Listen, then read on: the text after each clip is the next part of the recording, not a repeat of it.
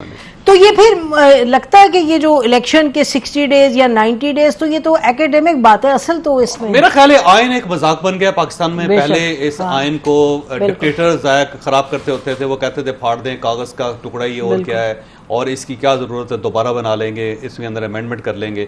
और इस बार हुआ ये है कि सियासतदानों के हाथों से आयन पामाल हुआ है। आप अंदाजा नहीं कर सकती कि ये जो 2 दिनों के अंदर 54 बिल्स इन्होंने पास किए हैं, जिनके अंदर 25 यूनिवर्सिटियों के चार्टर्स हैं और उन यूनिवर्सिटियों के बारे में क्लेम ये किया जा रहा है कि 15 करोड़ से लेकर 25 करोड़ रुपए एमएनए और सेनेटर्स ने लिए पर यूनिवर्सिटी। और उसमें से कई सेनेटर्स ऐसे भी हैं कि जिन्होंने बाकायदा शेयर होल्डिंग की है यूनिवर्सिटीज़ के साथ, और उसका देख लें 25 चार्टर जो हैं बाकायदा बिके हैं। अब आप उसको मल्टीप्लाई कर लें 15 करोड़ से या 25 करोड़ से, तो आप अंदाज़ा लगाएं कि पाकिस्तान के अंदर एजुकेशन जो है उसमें आधे से ज़्यादा यूनिवर्सिटियाँ इस्लामाबाद के अंदर हैं। 25 लाख आबादी है इसकी, पहले इतनी ज़्यादा यूनिवर्सिटीज़ हैं, आपने मज़ीद बना दी। तो जब इस किस्म की तजारत होगी और आप लूट सेल लगी होगी तो फिर अल्टीमेटली उसका नतीजा क्या निकलेगा? फिर बिल जो है किसी ने पढ़े नहीं है कि हम पुलिस को ये इख्तियार दे रहे हैं कि वारंट के बगैर आप गिरफ्तार कर सकते हैं। और ये सऊदी अरेबिया के अंदर भी नहीं है, ये दुनिया में कौन सा मुल्क है जी जिसके अंदर पुलिस को ये इख्तियार दे दिया जाए कि बगैर वारंट के आप किसी के घर दाखिल होकर गिरफ्तार कर लें, या एजेंसीज को ये इख्तियार दे दिया जाए, जबकि पूरी दुनिया के अंदर ऐसा मामला नहीं है कि कोई एजेंसी जाए और आपको पकड़ के ले जाए। लेकिन इसी पार्लियामेंट ने, इन्हीं लोगों ने जो ये कहते थे कि आयन जो उसकी सुपरमेसी होनी चाहिए, उन्हीं लोगों ने इसके ऊपर साइन कर दिए और हाथ खड़े करके कहा कि मंजूर है, कबूल है। तो उससे आप अंदाजा लगाएं कि इस बार जो सियासतदानों ने आयन पामाल किया है, मेरा नहीं ख्याल कि अब 1973 का आयन बचा है या इसकी को कसम खानी चाहिए किसी को, या फिर इसकी हुर्मत की बात करनी चाहिए, क्योंकि इस बार ये हुर्मत घर के लोगों से के हाथों पामाल हुई है। हाँ, ये बड़े मतलब कि इसके बाद ये लोग कहें कि जी हम जमहूरियत पसंद है और हम आइन पसंद है, ये तो मजाक है। मतलब तो मैंने एक सेनेटर को सुना, वो कह रहे थे एक शो में कि जी मुझे वक्त नहीं मिला था पढ़ने का, मैंने तो पढ़ाई तो बाकी लोगों को मिला। उन्होंने कहा मैं काम करता था सुबह 2 बजे तक अपनी मिनिस्ट्री में, तो मुझे सच बात है कि मैंने पढ़ा ही नहीं। तो 2-2 मिनट एक बिल को दिया गया, बिल को दिया, किस कोई भी नहीं पढ़ सकता। बड़ा मेरा सुपरमैन भी हो तो नहीं पढ़ सकता 2 मिनट में, इतना स्कैनर नहीं पढ़ सकता, कंप्यूटर नहीं पढ़ सकता, कोई ऐसा एल्गोरिथम नहीं है कि जो 2 मिनट में फैसला कर सके किसी चीज का। और आप बिल बना रहे हैं पूरी कौम के लिए, अपने लिए, फ्यूचर के लिए, बच्चों के फ्यूचर के लिए, और आपने उसे कहा कि हाँ जी खात खड़े की और बस बात खत्म। तो अब मेरा भी ख्याल कि किसी सियासी जमात को आयन की बात करनी चाहिए, और अगर ये आयन पामाल हो जाता है और इलेक्शन 4 साल अगर नहीं भी होते, तो मेरा नहीं ख्याल कि किसी सियासी जमात को ये इख्तियार होना चाहिए कि आयन की बात करें। और ना ही अवाम इनके लिए निकलेंगे। अगर अब ये समझते हैं कि अवाम किसी तहरीक में आएंगे कि जनाब आइन को बहाल किया जाए, इलेक्शंस करवाएं, ये इनकी खाम ख्याली है। ये खुद इन्होंने ग्राउंड ये प्रिपेयर किया है, जिस किस्म के हालात पैदा किए। देखिए सियासी जमातें, हम इन पे तनकीद भी करते हैं, मैं अभी भी ये सारी तनकीद के बावजूद मैं ये समझता हूँ अगर इस मुल्क के मसाइल कोई हल कर सकता है तो वो सियासतदान। ये जो टेक्नोक्रेट्स आए हैं ना, ये ड्रामा हर 4-5 साल बाद होता है, और पाकिस्तान की मईशत वैसे ही टेक्नोक्रेट्स चलाते हैं। आज तक पाकिस्तान की किसी भी जमहूरी हुकूमत में जमहूरी हुकूमतों ने मईशत चलाई नहीं। आप कमी होती है इतनी कि वो नहीं देखिए, आप इसहाक डार साहब भी तो टेक्नोक्रेट्स हैं, हफीज शेख साहब टेक्नोक्रेट हैं, शौकत तरीन साहब टेक्नोक्रेट हैं, ये हर हुकूमत में होते हैं। तो मईशत तो हमेशा वैसे ही टेक्नोक्रेट्स चलाते हैं। ये कहना कि जी टेक्नोक्रेट्स आएंगे और संभाल लेंगे, नहीं। वो तो हर दुनिया के हर मुल्क में टेक्नोक्रेट्स होती है, हर जगह होते हैं। इंडिया में जो टेक्नोक्रेट थे मनमोहन सिंह और कौन से उसके बाद दे वर आल्सो। फैसले कौन करते हैं? क्या मनमोहन सिंह ने खुद फैसला किए थे कि या मनमोहन सिंह को किसी और ने कहा था कि यहां तक आप फैसला कर सकते हैं, यहां तक नहीं कर सकते? देखिए ये चीज है। अब अगर आपने भारत की मिसाल दी, आधी उनकी पार्लियामेंट जो है मुल्जिमान और मुजरिमान पे मुश्तमिल है, कन्विक्टेड भी हैं और उसमें बहुत सारे ऐसे भी हैं। लेकिन एक जमहूरियत का तसलसल है। इन सियासतदानों के हवाले से हमारी रिजर्वेशंस हैं, इनके तरीक़ाकार पे रिजर्वेशंस हैं, लेकिन सिस्टम जब तक फिल्टर नहीं होगा, चलता नहीं रहेगा, बेहतरी नहीं हो सकती।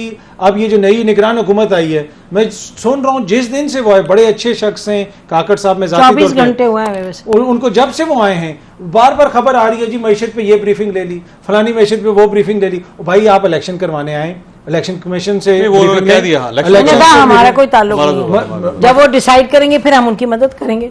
आप इनके पास कोई अवामी मैंडेट नहीं है, ना ये मेरे नुमाइंदे, ना आपके, ना पाकिस्तान के। लेकिन उन्होंने इलेक्शन लॉ नहीं अमेंड किया जिसमें कर सकते हैं अब काम जो पहले नहीं कर सकते। वो तो उन्होंने वो करके गए हैं ना, तो इसीलिए तो वो तो इलेक्टेड नुमाइंदे थे जो करके गए। वो ही ना, वो इलेक्शन के थ्रू आए थे जो पिछला पार्लियामेंट। नहीं, वो जिस तरीके से आए थे, देखिए वो तो इलेक्शन के थ्रू नहीं आए, वो तो चेंज ऑफ एक रेजिम चेंज हुई, नो कॉन्फिडेंस हुआ, उसके के तो जरिए जिस नो तरीके से कॉन्फिडेंस अनकॉन्स्टिट्यूशनल है। देखिए उसपे बहुत बड़ा सवालिया निशान था, जिस तरह वो लोगों तो को फिर थोड़ा जो सा- आए थे पिछले वाले उन पे भी था सवाल। मतलब तो इस मुल्क उनके में आप कारनामे उनके आपके सामने है ना, वो आपको बताते हैं कि जी फाइल आती थी और हमने काजी फायज ईसा साहब के खिलाफ रेफरेंस दायर कर दी, इतने आप थे आपको पता ही नहीं था। तो यही तो मैं अर्ज कर रहा हूं कि इन सियासतदानों को खुद फैसला करना है अक्रॉस द बोर्ड।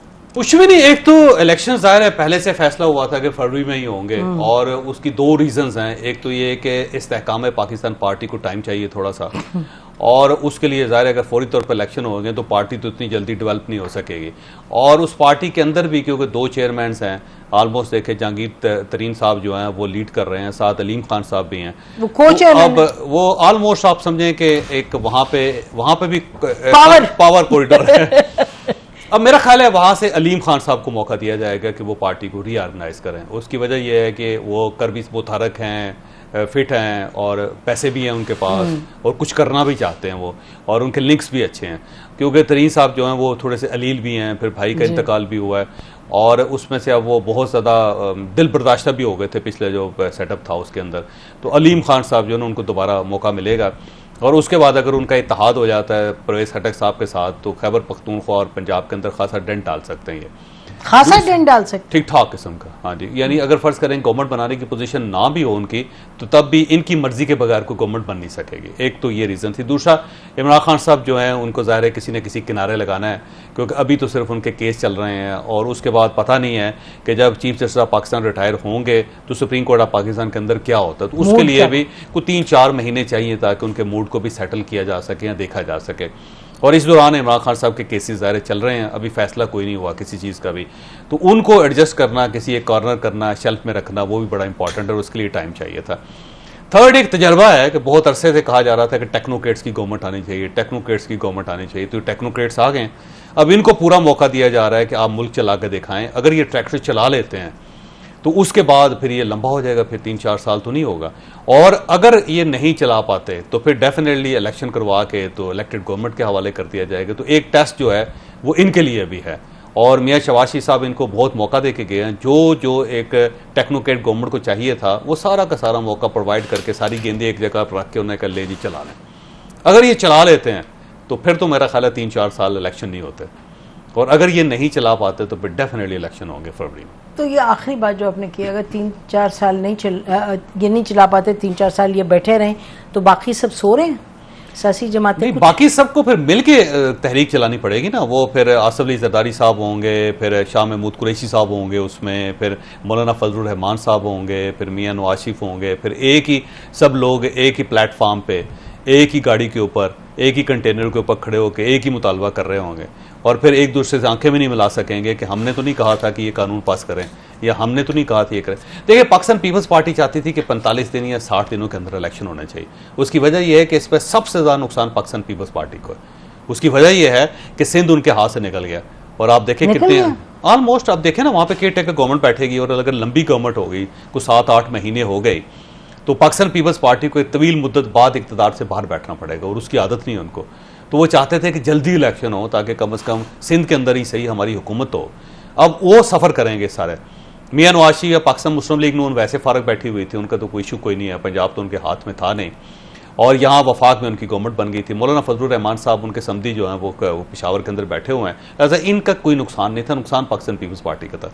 इसलिए वो चाहते थे कि 60 दिन के अंदर या 45 दिन के अंदर अंदर इलेक्शन हो जाए, जो जाहिर है मियाँ शवाशी साहब ने मौका नहीं दिया उनको इस चीज़ पर। तो अब कल जब उन सबको एक प्लेटफॉर्म पे बैठ के मुतालबा करना पड़ेगा कि जमहूरियत बहाल की जाए, फ़ौरन इलेक्शन करवाए जाएँ, तो क्या एक दिलचस्प किस्म की सूरत हाल होगी। एक साइड पे शाह महमूद कुरैशी साहब बैठे होंगे, फिर उनके साथ मियां नवाज शरीफ साहब बैठे होंगे, फिर उनके साथ आसफ अली जरदारी साहब बैठे होंगे, फिर मौलाना फजलुर रहमान साहब बैठे होंगे, और हो सकता है कि साथ अलीम खान साहब भी बैठे हों, वो भी यही मुतालबा कर रहे हो। तो क्या ज़बरदस्त किस्म का मंजर होगा देखने वाला। फिर अथर ये क्या लगता है, ये कोई एलिस इन वंडरलैंड है या कोई रियल बात कर रहे हैं कि सब इकट्ठे बैठ जाएंगे और कहेंगे जी नहीं, ये तल्ख हकायक सब मजलिस बर्पा करेंगे? नहीं, इकट्ठे तो बैठेंगे सारे। तल्ख हकायक जिस तरह चीज़ें जिस तरफ जा रही हैं, लेकिन शाह महमूद कुरैशी वहाँ पे इस्तेकाम पाकिस्तान वाले शाह महमूद कुरैशी तो हो सकते हैं, तहरीक इंसाफ वाला शाह महमूद कुरैशी आपको वहाँ पे बैठे हुए नज़र नहीं आएंगे।